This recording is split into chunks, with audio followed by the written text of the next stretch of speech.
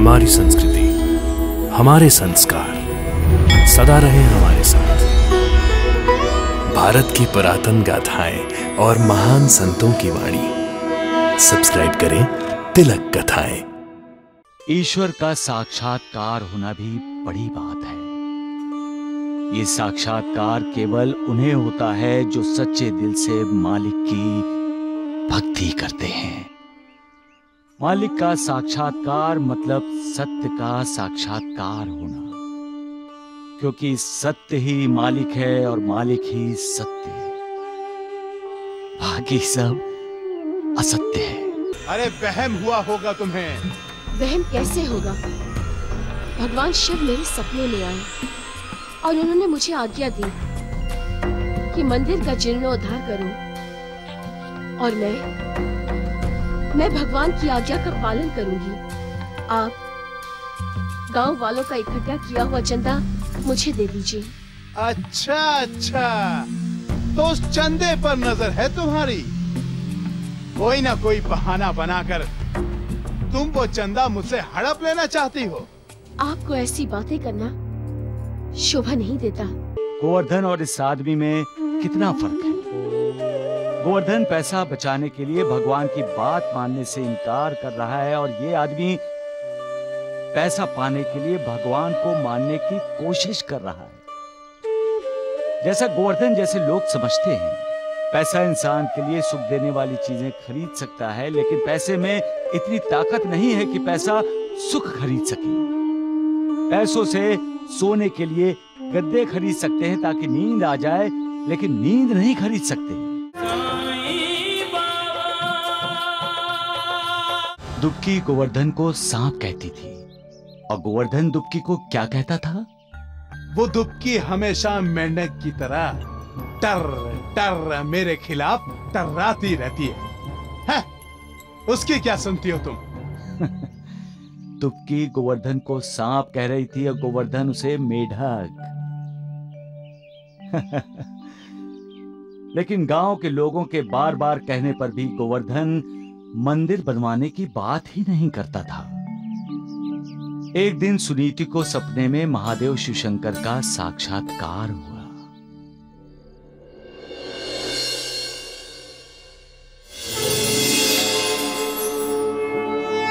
सुनीति बेटी,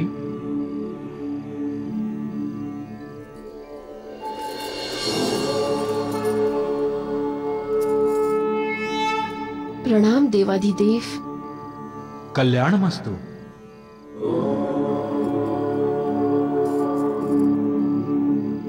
आपके दर्शन से मैं धन्य हुई महादेव। बेटी, मेरे मंदिर का जीर्णोद्धार का कार्य तुम पूरा करो। मेरे मंदिर पर कलश चढ़ाओ। देवाधिदेव, गांव के लोगों ने चंदा इकट्ठा करके मेरे पति के पास रखा है। किसी शुभ मुहूर्त पर वो मंदिर का काम शुरू कर देंगे। किसी पर भी निर्भर न रहो पुत्री। यह कार्य तुम स्वयं आरंभ करो। जैसी आपकी आज्ञा प्रभु। तुम्हारा कल्याण हो।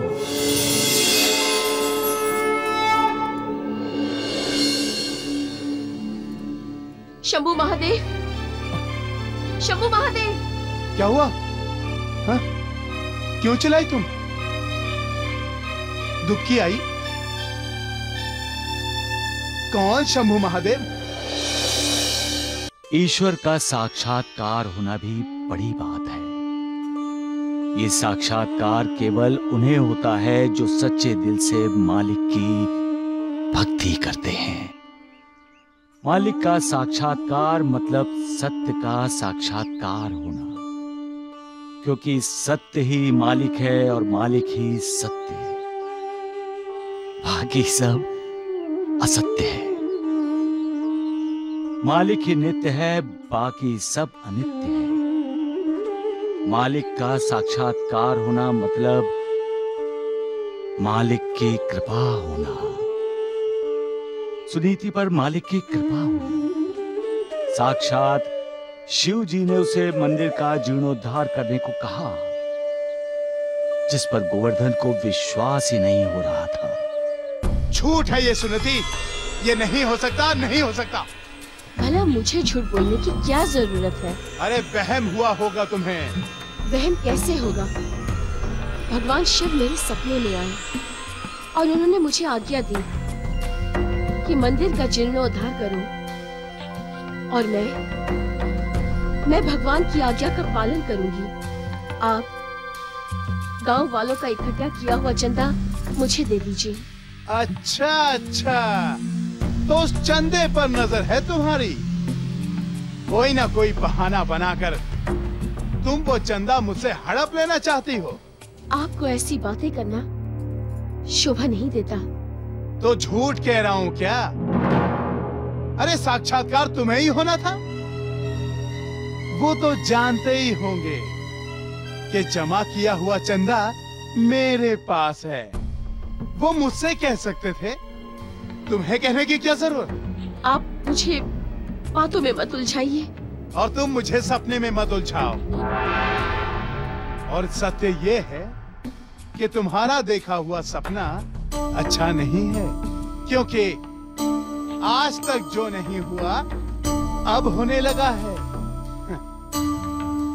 हम पति पत्नी के बीच आज तक कभी विवाद नहीं हुआ, लेकिन अब हो रहा है। तुम्हारा ये सपना हमारे आपसी संबंध बिगाड़ देगा। वैसे भी भगवान को पैसे की क्या जरूरत है? वो तो भक्ति के प्यासे हैं। भक्ति करो, भगवान खुश। भगवान खुश तो मंदिर का जीर्णोद्धार अपने आप हो जाएगा। तुम्हें चिंता करने की जरूरत नहीं है। जाओ, तुम अपना चूल्हा चक्की देखो, जाओ। भला टली, हजारों का चंदा है, कैसे दे दूं? वैसे भी सुनीति में अक्ल की बड़ी कमी है। इतने बरस हो गए हमारी शादी को, इसे अभी तक ये पता नहीं चला कि पैसे मेरे प्राण हैं। चली आई मेरे प्राण मांगने, पागल कहीं की।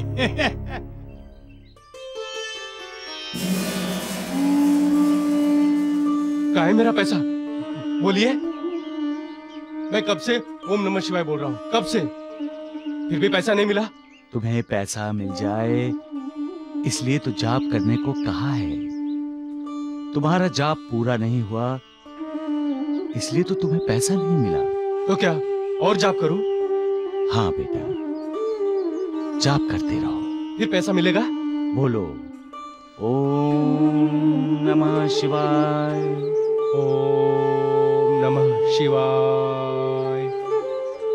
अब देखो गोवर्धन और इस आदमी में कितना फर्क है।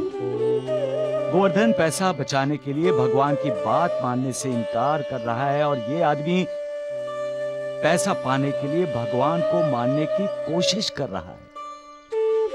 जैसा गोवर्धन जैसे लोग समझते हैं, पैसा इंसान के लिए सुख देने वाली चीजें खरीद सकता है, लेकिन पैसे में इतनी ताकत नहीं है कि पैसा सुख खरीद सके। पैसों से सोने के लिए गद्दे खरीद सकते हैं ताकि नींद आ जाए, लेकिन नींद नहीं खरीद सकते।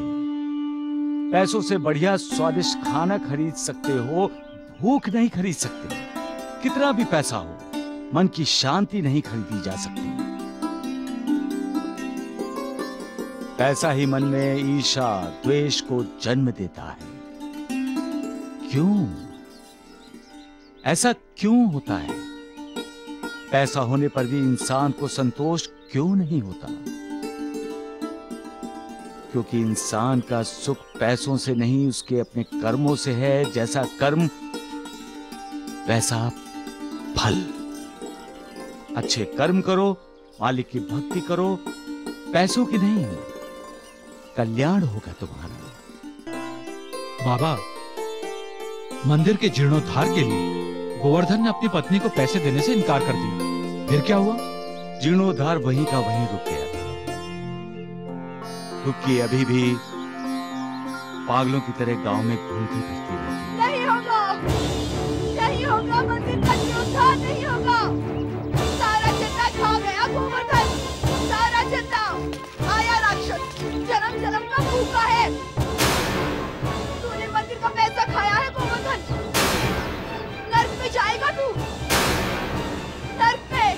तुम लोग खड़े क्या हो?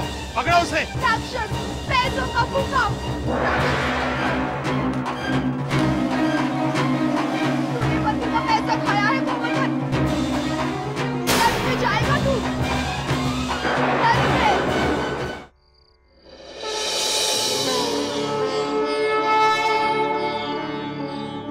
सुनीति बेटी,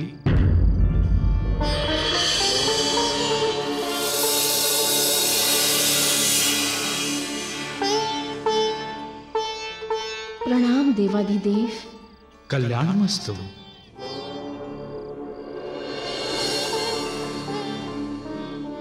क्षमा चाहती हूँ भोलेनाथ, मैं मंदिर का जीर्णोद्धार नहीं कर सकी। मेरे पास चंदे का पैसा नहीं था। सुनीति, तुम मेरी भक्त हो ना? हाँ प्रभु। तो तुम सब कुछ भूल जाओ, चंदा भी और अपने पति की बातों को भी। मैं चाहता हूं तुम अपनी इच्छा से मेरा मंदिर बनाओ। तुम्हारे पास जो भी पैसा है वही मंदिर पर लगाओ। तुम्हारा कल्याण होगा पुत्री। जैसी आपकी आज्ञा प्रभु।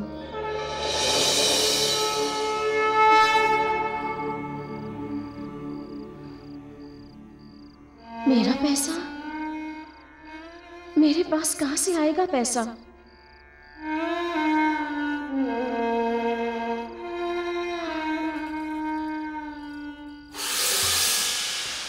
अरे नमस्कार गोवर्धन से। नमस्कार।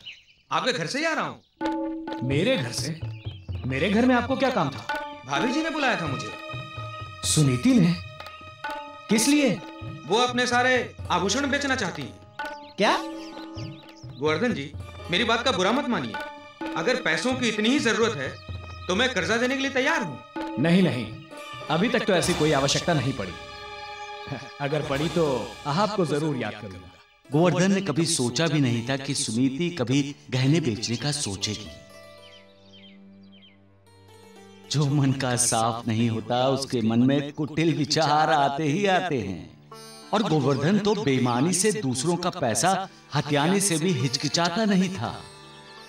वो भला अपने घर का जेवर बाहर जाने देता? वो सीधा सुनीति के पास गया और उसके जेवर सिर्फ 1000 रुपए में खरीद लिए। इतने सारे गहनों का सिर्फ 1000 रुपया? अरे ना ना ना भाग्यवान, मैं तुम्हें मंदिर के लिए जमीन का एक टुकड़ा भी तो दे रहा हूं ना। वो हमारी जमीन के साथ वाली जमीन है ना, तुम उस पर मंदिर बनवा लो। पर वो जमीन तो दुबकी की जमीन है ना? अरे ना भाग्यवान, वो दुबकी की थी। अब वो मेरी जमीन है। लेकिन वो जमीन बंजर है। अरे तुम्हें खेती करनी है क्या? मंदिर ही बनवाना है ना? मंदिर के लिए ठीक है वो।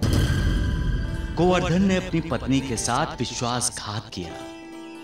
जो भगवान को धोखा दे सकता है वो सबको धोखा दे सकता है। लेकिन सुनीति सच्चे दिल से, भक्ति से शिव जी का मंदिर बनवाना चाहती थी। उसने वो जमीन मंदिर के पुजारी को दान कर दी। और एक दिन भयंकर तूफान आया।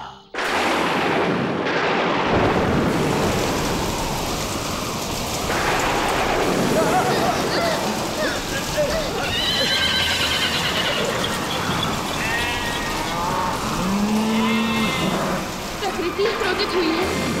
ऐसा तूफान आज तक नहीं देगा।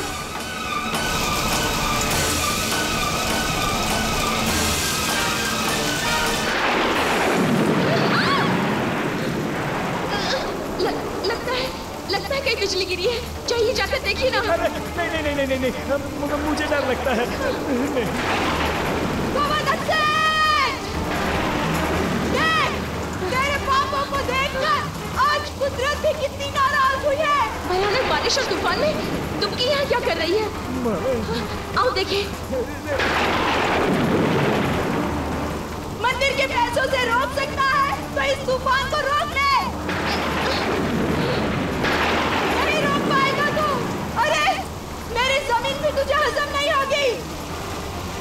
तुझे दंड देगा। बहुत नाराज है तुझ पर।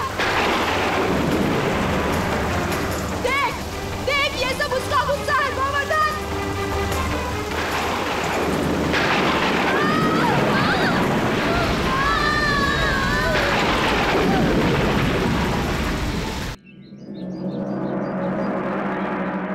बिजली गिरने के बाद क्या हुआ बाबा? कुदरत का प्रकोप है ये बिजली, और जब कुदरत को गुस्सा आता है तो क्या होता है? उथल पुथल, सर्वनाश। हाँ बहन, सर्वनाश, सर्वनाश। हम कहते हैं ना, उस पर मानो बिजली गिर गई। तो बिजली गिरने का मतलब है बहुत बड़े संकट में फंस जाना। यहां तो गोवर्धन, सुनीति और दुबकी पर बिजली ऐसे गिरी कि उनके प्राण ही चले गए। पैसा पैसा पैसा करने वाला गोवर्धन सारा पैसा इस दुनिया में छोड़कर हमेशा हमेशा के लिए चला गया। इसीलिए कहता हूं, इंसान अकेला इस दुनिया में आता है और अकेला ही यहां से चला जाता है। जब आता है तो अपने पुनर्जन्मों के कर्म उसके साथ होते हैं। उन कर्मों के भोग भोग कर वो इस संसार से चला जाता है, सारी जमीन जायदाद, धन दौलत सब यहीं छोड़कर। तो फिर ऐसी चीजों के पीछे वो लगता ही क्यों है?